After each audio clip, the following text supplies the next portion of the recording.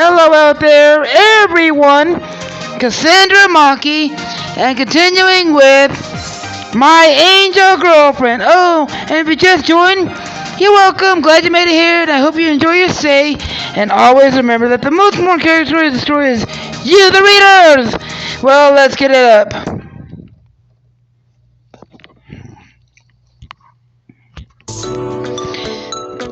Looks like things are starting to turn around. It's been a couple of weeks since the school festival, and I'm finally enjoying my everyday life. Everyone at school enjoyed the haunted house. They tell us it's been the best they've ever visited and asked us to do something similar next year. Rena's loving all the new friends she's making. Even Mai cracks a smile from time to time. Although I'd better not let her pennies hear me say that. As I head off to school, I can't help but think about what Mai said last night. She seemed like a carefree girl when I first met her. Pennies! But now I realize just how strict she can be. The subtle aroma of burnt shrimp stings my nostrils. Mai emerged from the kitchen carrying a fire extinguisher on one hand, plates in the other. All done! She gently places them in front of us. Extra fried, extra crispy shrimp with a hint of fire-fighting foam. I endure the silence. Rena gobbles hers up without a word.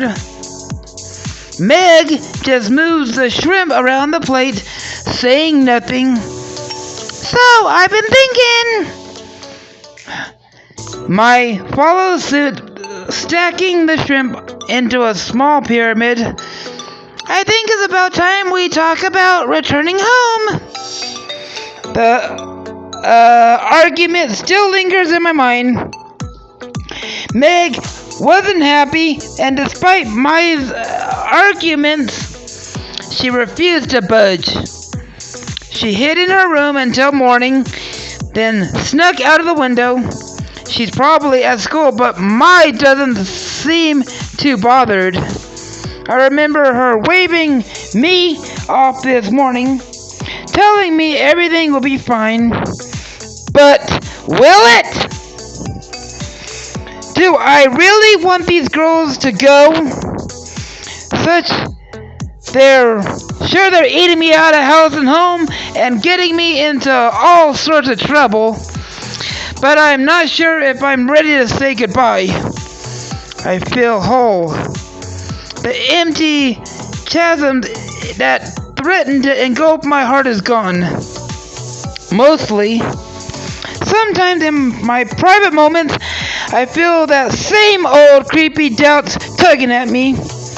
I know that if I let it'll consume me, my life once again.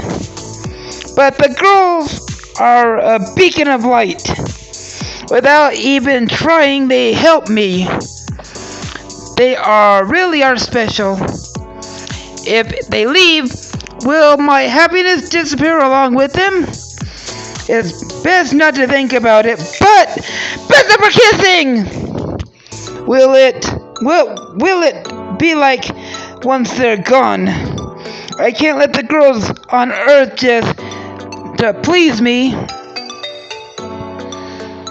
As much as I adore them, their place is in the afterlife, looking after the fallen, not me. Come on, I gotta get moving. I head to school, morning classes. The bell rings, signaling the end of another tedious afternoon. Sleepy-eyed, I put my books away and head down to the cafeteria. Sloppy Joes fill my plate, only slightly more edible than Mai's cooking. I look around for a while before finally spotting Meg. She's lurking in the dark corner, munching away in silence. That's odd. Meg likes hanging out around her friends. What's she doing over there? Well, what kind of person would I be if I didn't keep her pennies company? I sit down at her side table, avoiding Kate's outstretched leg along the way. Hey! Hi! It's difficult to tell in this shadowy corner, but is Meg somehow paler than before? That's not good. I hope she's not sick. Maybe I just need to try to make her stand in the sun for a while. So, if you ask me if I come here often, I'll toss you into the garbage. No! What? No, of course not! I promised myself I wouldn't make that mistake again. I just wanted to see how you're doing.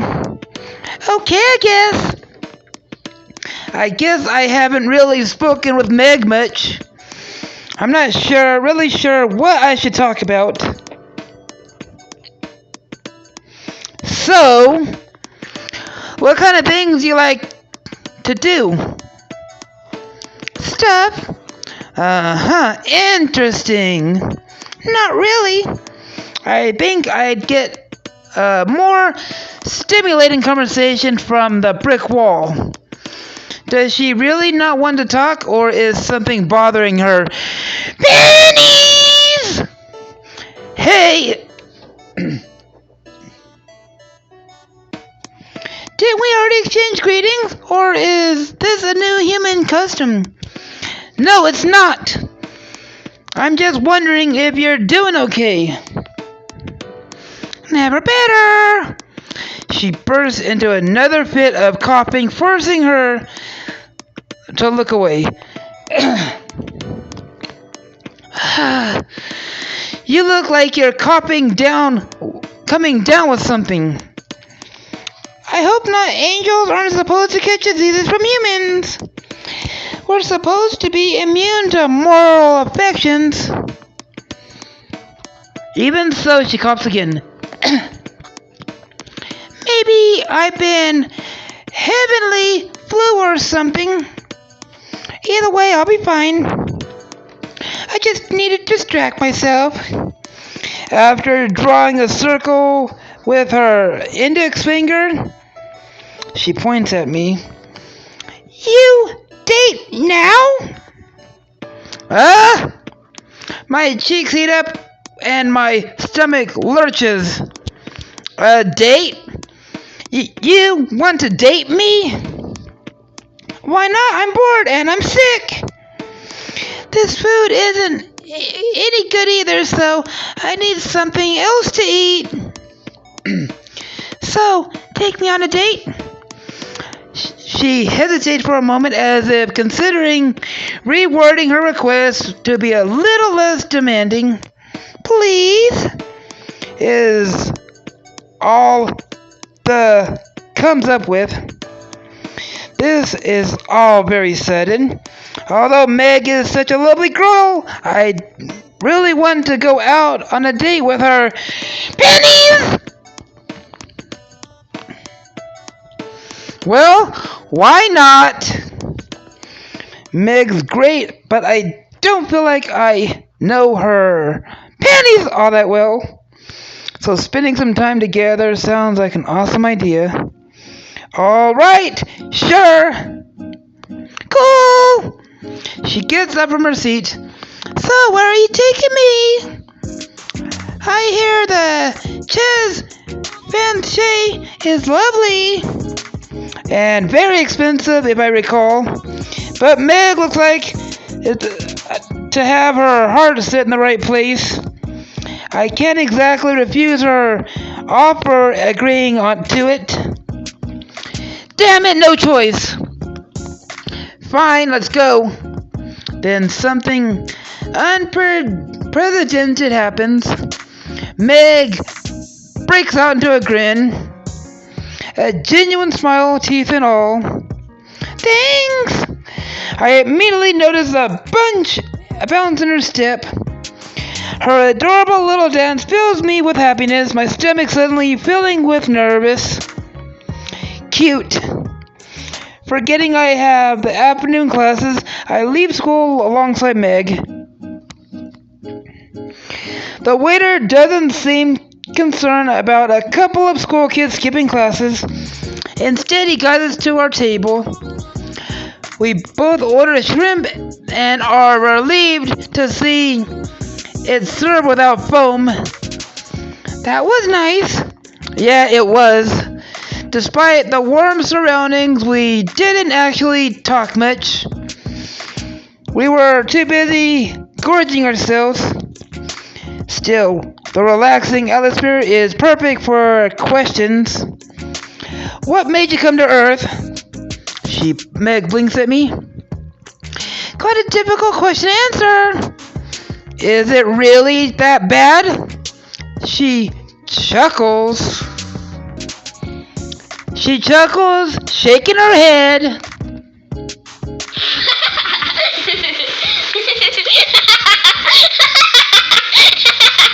Tell a joke.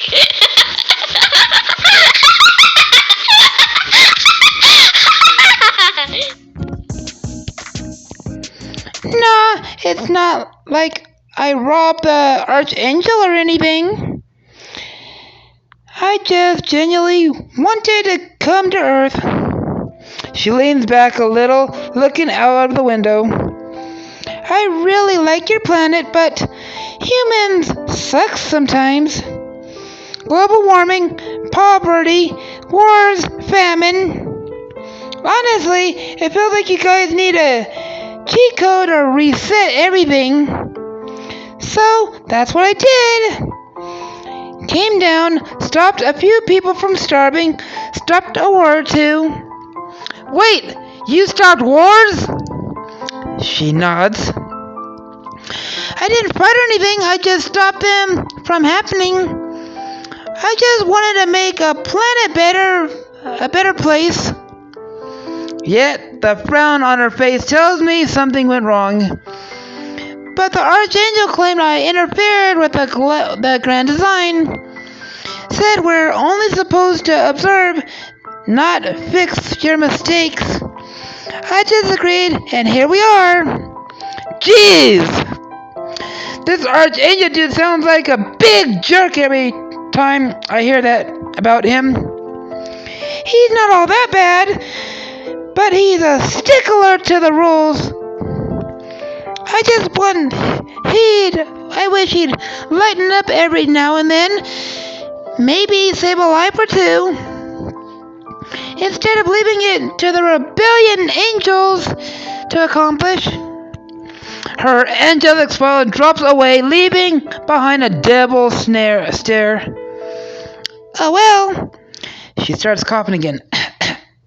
I move to help, but she shakes her head. Are you sure you're okay? Of course. But there's something in her tone that tells me otherwise. Thanks for the meal, you say, Fudo. I had a lovely time.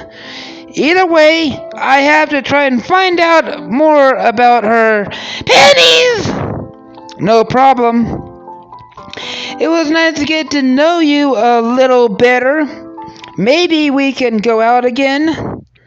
She nods eagerly. Hell yeah! Did she really sleep through all her alarms? That morning, Mai tries to rouse Meg from her slumber, so she left her behind. But something felt wrong, and she couldn't bring herself to go into school without her pennies! I'm sure she'll be here soon enough. The morning bell heralds her arrival. Meg looks sick. really sick. Her pajamas clinging to her panties, sweat-soaked skin. Panting, she crosses the courtyard and with the shaky steps. Her eyes watch over everything, looking right through us when we step in front of her. Meg, you there? Ah, dizzy. Oh crap! Meg, are you okay? Not good. She struggles to stand and Mai wraps an arm around her. Pennies! Hey, take it easy, sis.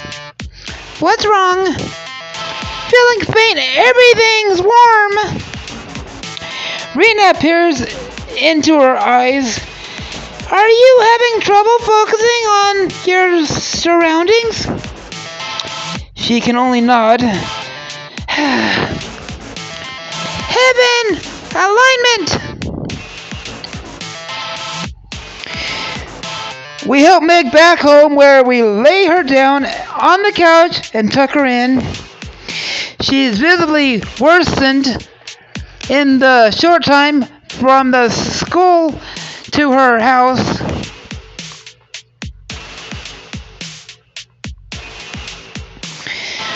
Mai, Rena, and I gather in the kitchen. Meg seems subdued, but that's nothing compared to Rena. Hollow-eyed and shaking, muttering to herself. What's wrong with her? Pennies! Heaven's alignment! It's a curse that affects angels who aren't used to Earth. Huh? But she's been on Earth for so long, why is it affecting her? Pennies! Because angels need to build up a tolerance for your sinful world.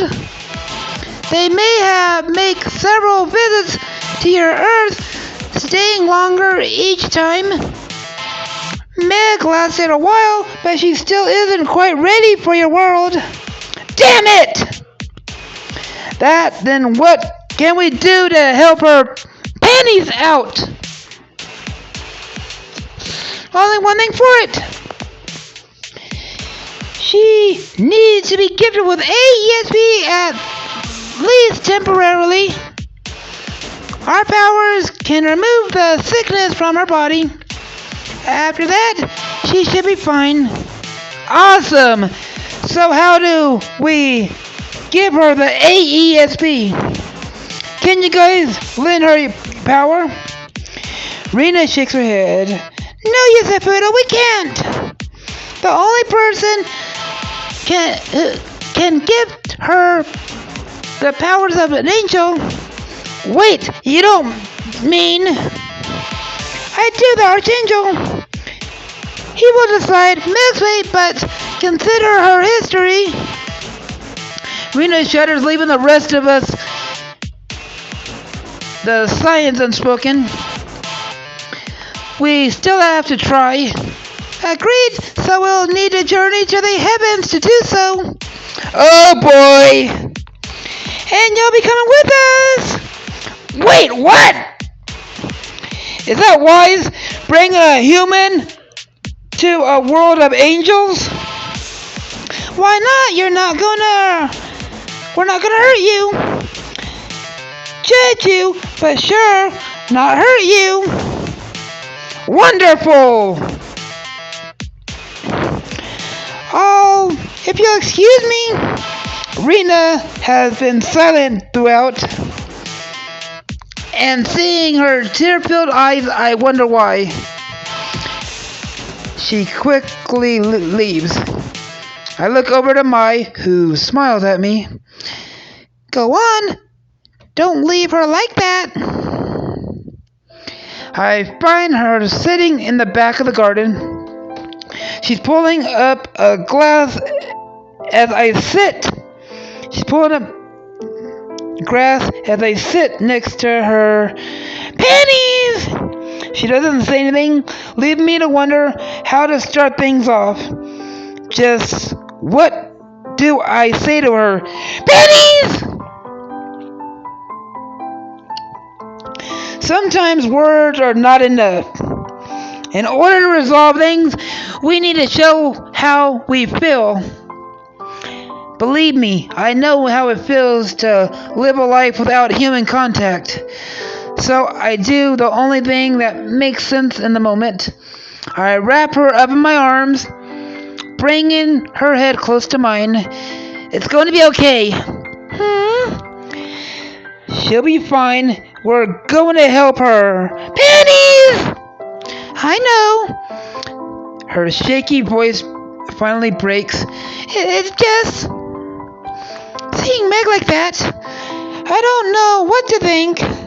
It's horrifying. We might lose her even though we've only just been reunited. We're not going to lose her. Pennies! We're going to get her the help she needs. Even if that means storming the Archangel's palace. He's going to help her one way or another. Rena looks at me. Do you intend to challenge him? He'll crush you. Wow, thanks for the vote of confidence. But Meg's our friend. Even if I have to stand up to that guy, I'll do it for her. Pennies! You humans are so foolish. Thanks. Reckless, irresponsible. I see. She paused for a moment. Downright stupid. There it is. I must admit you can be quite brave or reckless. It's difficult to tell. But underneath all that bad stuff, I get the picture. She laughs.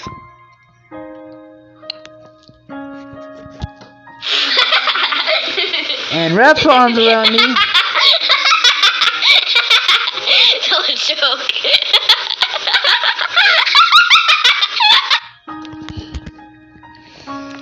Sitting like this, I feel safe.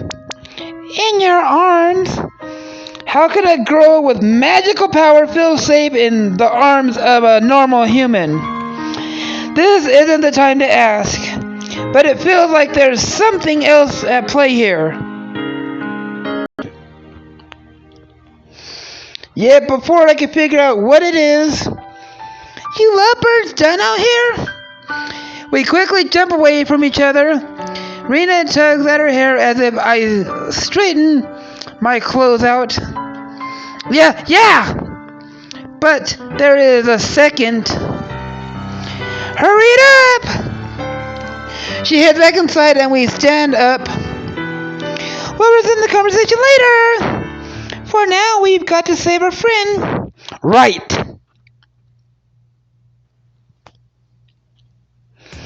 I return inside the house.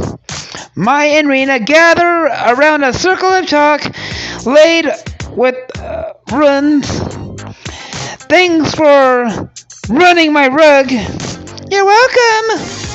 We should probably tell him about the next step. All right, the soul separation. I'm sorry. I'm gonna rip your soul clean out of your body. I can return it afterward, providing we survive. You want to rip the soul out of my body? Did I not just say that? You're not an angel. Your physical form isn't allowed in heaven. So I need to remove your soul first. You don't have to do this, you say, Fudo. We figured we can figure this out on our own, don't worry.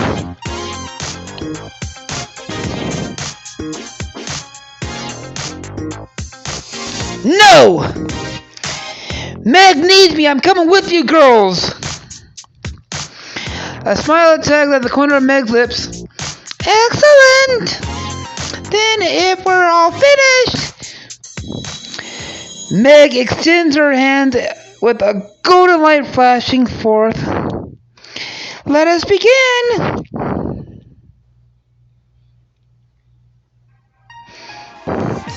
Alright, everyone. Here's where I'm wrapping up this episode right here. If y'all like the video, punch a like button in the face like a boss and high fives all around. Oh, and if you just joined, you're welcome. Glad you made it here, and I hope you enjoy your stay. And always remember that the most important character in the story is you, the reader. Cassandra Monkey, over and out.